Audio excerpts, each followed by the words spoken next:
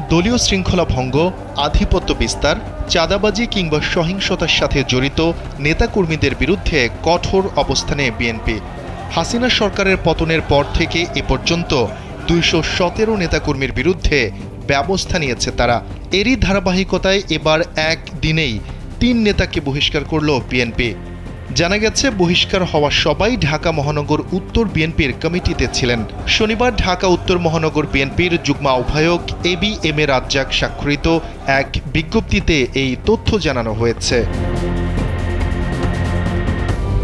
বিজ্ঞপ্তিতে বলা হয়, দল থেকে বের করে দেয়া ৩ জন হলেন ঢাকা মহানগর উত্তর দারুস সালাম থানার বিএনপির যুগ্ম আহ্বায়ক মোহাম্মদ সোহেল খান, বনানী থানা বিএনপির যুগ্ম আহ্বায়ক গোলাম মাজেদ এবং বনানী থানাধীন ১৯ নম্বর ওয়ার্ড বিএনপির সাধারণ সম্পাদক আব্দুল্লাহ আল মামুন। স্যান্ডেলিনা সো, রূপচর্চায় আভিজাত্য।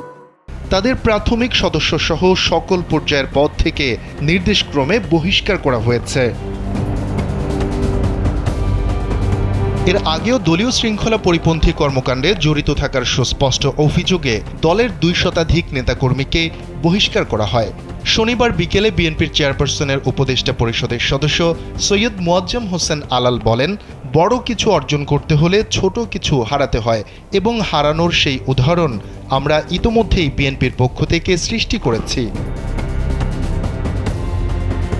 সৈয়দ মোয়াজ্জেম হোসেন আলাল আরও বলেন, দলীয় শৃঙ্খলা, নীতি ও আদর্শ পরিপন্থী অনৈতিক কর্মকাণ্ডে জড়িত থাকা নেতাকর্মীদের বিষয়ে কঠোর অবস্থানে বিএনপি। আমরা আমাদের দলের একজন কেন্দ্রীয় সাংগঠনিক সম্পাদকের পদ স্থগিত করেছি।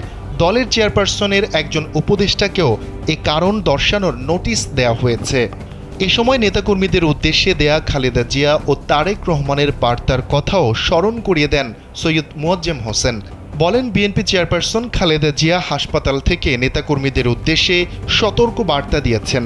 আমাদের ভারপ্রাপ্ত চেয়ারম্যান তারেক রহমানও একই ধরনের বার্তা দিয়েছেন। সেই নির্দেশনা প্রতিপালনে এখন পর্যন্ত ২১৭ জন নেতাকর্মীর বিরুদ্ধে নেওয়া হয়েছে সাংগঠনিক শাস্তিমূলক ব্যবস্থা।